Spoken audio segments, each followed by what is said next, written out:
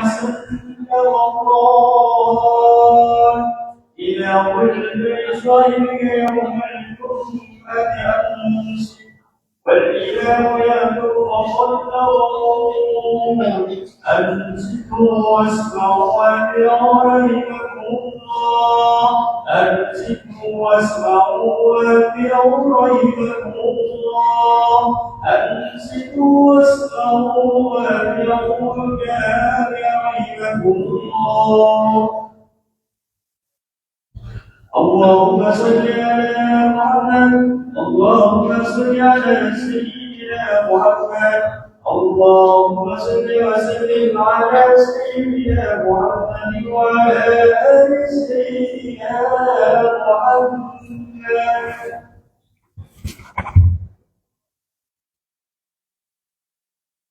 Assalamualaikum warahmatullahi wabarakatuh. Allahu Akbar,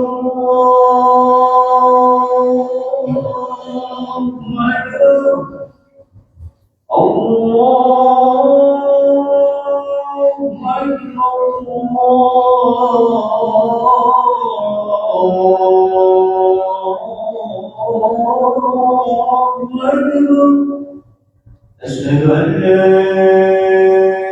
إله إلا الله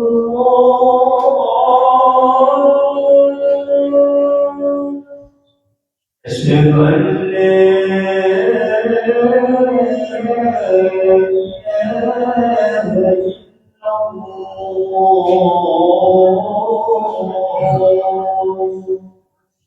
أشهد أن محمدا رسول الله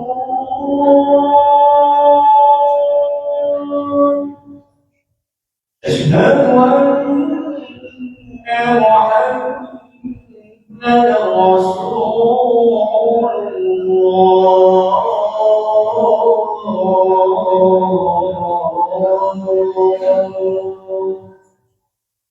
حي على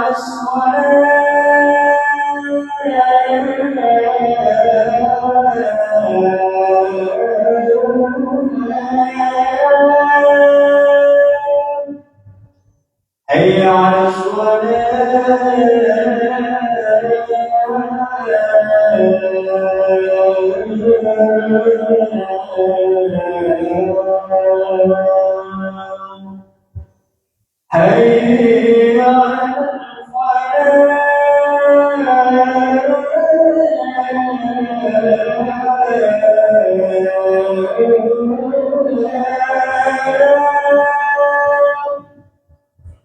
حي على حي على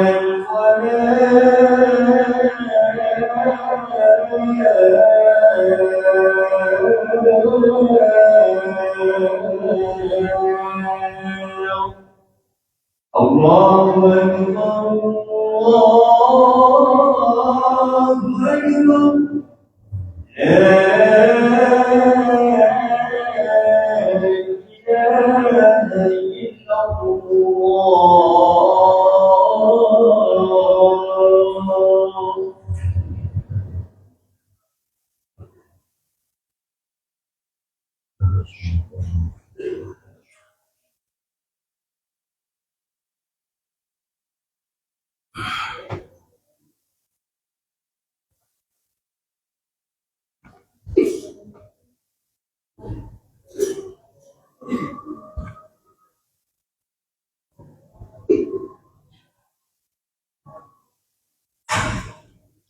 Sop yang masih kosong supaya diisi terlebih dahulu.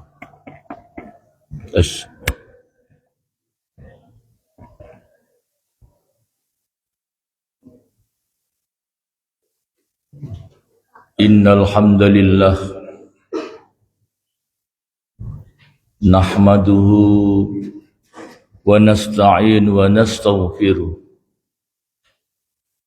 wa na'udzu billahi min sururi anfusina wa min sayyiati a'malina may yahdihillahu fala mudhillalah wa may yudlil fala hadiyalah.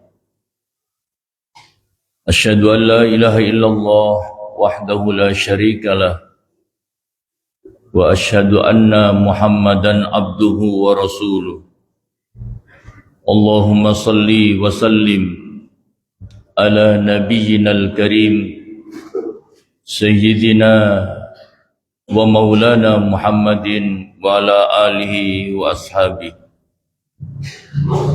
أما بعد فيا أيها الحاضرون أوصيكم ونفسي بتقوى الله فقد فاز المتقون وقال الله في كتابه الكريم بسم الله الرحمن الرحيم يا أيها الذين آمنوا اتقوا الله حق تقاته ولا تموتن إلا وأنتم مسلمون صدق الله العظيم.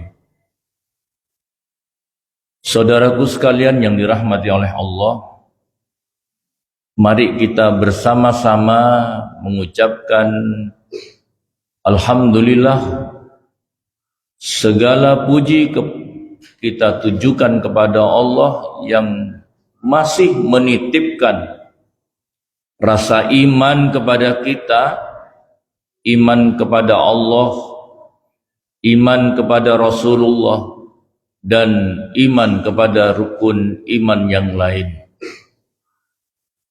Mudah-mudahan saudaraku sekalian, Allah akan menitipkan iman di dada kita sampai suatu saat kita kembali ke hadiratnya, wafat dalam keadaan sebagai seorang yang beriman dan wafat dalam keadaan husnul khatimah. Amin ya rabbal alamin. Dalam kehidupan sehari-hari, saudaraku sekalian, sering kita melihat waktu Ramadan yang lalu orang ini puasa tapi gak sholat. Orang ini jujur dalam pergaulan sehari-hari tapi sering dia meninggalkan sholat. Komunikasi dengan sesama manusia baik, tapi dia meremehkan dan sering menyia-nyiakan perintah yang diberikan oleh Allah sebagai seorang mukmin, yaitu sholat. Padahal Rasulullah sallallahu alaihi wasallam menyampaikan, Ra'sul umur al-Islam, pangkal segala urusan itu bisa selesai dengan menjalankan syariat Islam. Wa umudu as-shalah, adapun tiangnya agama itu adalah sholat. Berarti kedudukan sholat dalam agama Islam itu sangat urgent, sangat penting. Kalau kita mendirikan sebuah bangunan, pasti di sana ada tiang-tiang yang akan menyangga beban di atas bangunan itu. Kalau tiang itu tidak kuat dan roboh, maka hancurlah bangunan itu. Maka itulah yang disampaikan oleh Rasulullah sallallahu alaihi wasallam, as-salatu imaduddin faman tarakaha faqad hadamaddin. Tiang sholat itu adalah agama ya. Dan barang siapa yang menyia-nyiakan sholat, meninggalkan sholat, maka dia seperti merobohkan bangunan agama yang telah dibangun oleh Muhammad Rasulullah sallallahu alaihi wasallam dan para pendahulu dakwah kita. Maka saudaraku sekalian yang dirahmati oleh Allah, menyia-nyiakan sholat bukan hanya meninggalkan sholat, tetapi ada beberapa hal. Dan itu, saudaraku sekalian, akan membuat hidup seseorang porak-poranda. Hidupnya akan kacau karena dia menyia-nyiakan sholat. Mari kita lihat dalam kehidupan sehari-hari atau diri kita jadikan ukuran bagaimana sholat kita dan bagaimana hidup kita. Masyiral muslimin rahimakumullah, ada beberapa kriteria bahwa kita itu menyanyiakan sholat bukan dengan hanya meninggalkan sholat, tapi ternyata yang pertama, menunda sholat tanpa alasan syar'i itu termasuk menyanyiakan sholat. Kadangkala saudaraku sekalian kita dengar adzan, jam 11:30 kita dengar adzan. Kita nggak ngerjakan apa-apa kok. Hanya sekedar kita itu membaca apa yang ada di dalam HP kita. Kita tidak hiraukan panggilan Allah. Padahal kita bisa membaca, bisa bekerja, bisa beraktivitas apapun. Kan karena Allah masih menitipkan kesehatan kepada kita. Masih menitipkan akal waras di kepala kita. Kalau kita bisa berbisnis, bisa bekerja, bisa berkarya, itu karena Allah masih menitipkan kesehatan kepada kita. Loh kok kita ini dipanggil oleh Allah nggak mau datang? Yang kedua, saudaraku sekalian, yang termasuk menyia-nyiakan sholat itu adalah tidak berjamaah padahal dia mampu. Imam Hanafi, saudaraku sekalian, mewajibkan bagi orang laki-laki untuk melaksanakan sholat fardu itu dengan berjamaah. Imam Syafi'i menyampaikan bahwa sholat berjamaah itu adalah sunnah muakkadah, sunnah yang mendekati kepada kewajiban. Maka saudaraku sekalian yang dirahmati oleh Allah, apa sih yang kita beratkan untuk melangkah ke masjid? Masjid ada di mana-mana. Panggilan adzan pasti kita dengar. Kadangkala di HP kita ada aplikasi yang mengingatkan kita untuk melaksanakan sholat. Tapi kenapa kaki kita tidak mau melangkahkan ke masjid untuk melaksanakan sholat berjamaah? Mampu kita. Jalan jauh aja mampu. Lah kok jalan ke masjid kita itu tidak mampu? Karena apa? Terhalang oleh hawa nafsu yang mengalahkan keimanan kita terhadap panggilan Allah. Yang ketiga, saudaraku sekalian,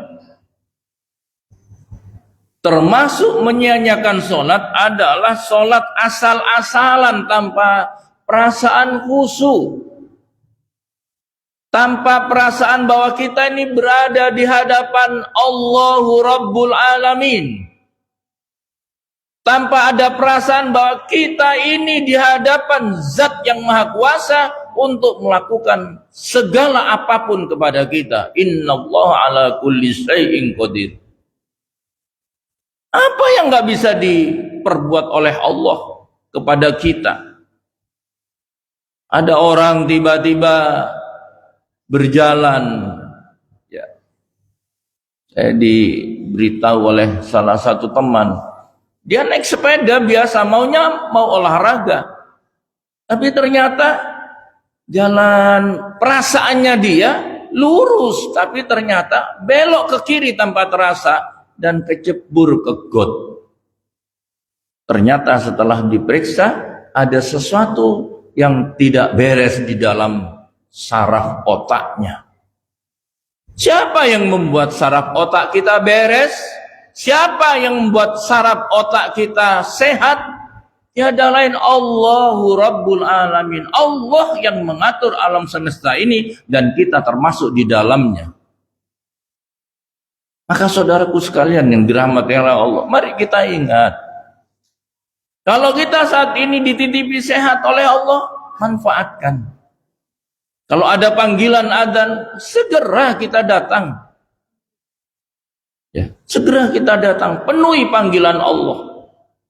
Dan insya Allah itulah yang akan membuat hidup kita lebih tenang, lebih teratur, dan lebih baik. Yang keempat, saudaraku sekalian, menganggap sholat tidak penting dibandingkan urusan dunia. Jadi ketika kita mendengar panggilan azan sholat, sementara kita katakanlah menghadapi konsumen yang ada di depan kita, Dianggap konsumen itu lebih penting dibandingkan dengan panggilan dari Allah. Padahal orang datang ke tempat kita, membeli dagangan kita, membeli apa yang kita jual, itu yang menggerakkan adalah Allah. Innallaha yarzuqu liman yasha. Sesungguhnya Allah itu memberikan rizki kepada orang yang dikehendaki. Kalau bapak-bapak saudaraku sekalian pernah melaksanakan haji atau umroh, kita lihat di sana, begitu terdengar seruan adzan, ditutup. Orang mau melihat, mau apa, ditutup saja. Dan ternyata rizkinya tidak berkurang. Dan ternyata semakin melimpah saja. Ini yang tidak kita miliki semangat itu, saudaraku sekalian, bahwa kita itu sering menganggap sholat tidak lebih penting daripada yang lain. Itulah kadang-kadang kita pegang HP aja terdengar adzan, tidak kita hiraukan Allahu Akbar. Inilah yang membuat hidup kita kacau. Program-program yang kita canangkan tidak bisa tercapai. Target-target yang kita inginkan tidak dikabulkan oleh Allah. Karena apa? Salah satunya adalah menganggap sholat tidak lebih penting dari urusan dunia. Masih banyak contoh-contoh yang lain. Mari kita jadikan sholat saudaraku sekalian sebagai muhasabah. Dan yang paling penting kelak, awwalu ma yuhasabu fi yaumil qiyamah, awal sesuatu yang dihisab oleh Allah di hari kiamat adalah as-sholat. Mudah-mudahan saudaraku sekalian, apa yang dapat saya sampaikan menjadi pengingat bagi saya, bagi panjenengan semuanya, untuk dalam hidup ini. Kalau kita ingin hidup kita baik, kalau kita ingin hidup kita teratur, kalau kita ingin hidup apa yang menjadi tujuan hidup kita tercapai, maka salah satu kuncinya adalah memenuhi panggilan Allah, terutama dalam melaksanakan sholat. Bismillahirrahmanirrahim. Wal asri innal insana lafi khusrin illa alladhina amanu wa amilus solihat wa tawassaw bil haqq wa tawassaw bis sabr. Aqulu qawli hadza wastaghfiru wa lisairil muslimin wal muslimat min kulli dhanbin fastaghfiru innahu wal ghafurur rahim. Allahumma salli wa sallim ala sayyidina Muhammad wa ala ali sayyidina Muhammad.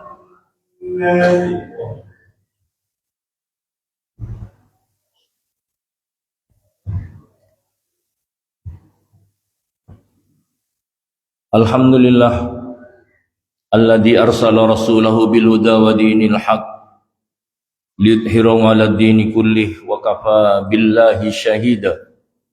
Asyhadu an la ilaha illallah wahdahu la syarikalah wa asyhadu anna Muhammadan abduhu wa rasuluh. Allahumma salli wa sallim ala nabiyyinal karim sayyidina wa habibina Muhammadin wa ala alihi wa sahbihi wa ba'du. Fa ya ayyuhal hadirun usikum wa nafsi bi taqwallah faqad fazal muttaqun. Wa qala Allah fi kitabil karim bismillahirrahmanirrahim wa may yattaqillah yaj'al lahu makhraja wa yarzuqhu min haitsu la yahtasib.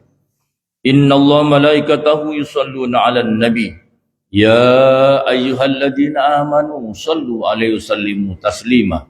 Allahumma shalli wa sallim ala sayyidina Muhammad wa ala alihi wa ashabihi wa tabi'in wa man tabi'ahum bi ihsanin ila yaumiddin wa alaina mahum bi rahmatika ya arhamar rahimin. Allahumma ighfir lana dunubana wa kaffir anna sayiatina wa tawaffana mal abrar. Rabbana ighfir lana wa li ikhwanina alladziina sabaquna bil iman wa la taj'al fi qulubina ghillan lil ladziina amanu innaka ra'ufur rahim. Allahumma ighfir lana wa li walidina wa li masyayihina wa li muallimina wa liman ahsana ilaina wa li ashabil huquqil wajibati alayya wal jami'il muslimin wal muslimat wal mu'minin wal mu'minat al ahya'i minhum wal amwat. Allahumma ja'alna minal muqimin as-salah wa aslih biha qulubana wa ahwalana واغفر للمسلمين والمسلمات الأحياء منهم والأموات اللهم أئنا على ذكرك وشكرك وحسن عبادتك اللهم إنا نسألك من خير ما سألك عبدك نبيك محمد صلى الله عليه وسلم ونعوذ بك من شر ما استعاذك منه عبدك ونبيك محمد صلى الله عليه وسلم وأنت المستعان وأنت البلاغ لا حول ولا قوة إلا بالله العلي العظيم ربنا آتنا في الدنيا حسنة وفي الآخرة حسنة وقنا عذاب النار وأدخلنا الجنة مع الأبرار برحمتك يا عزيز يا غفار يا رب العالمين صلى الله على سيدنا محمد والحمد لله رب العالمين عباد الله إن الله يأمر بالعدل والإحسان وإيتاء ذي القربى وينهى عن الفحشاء يعظكم لعلكم تذكرون ولذكر الله أكبر والله يعلم ما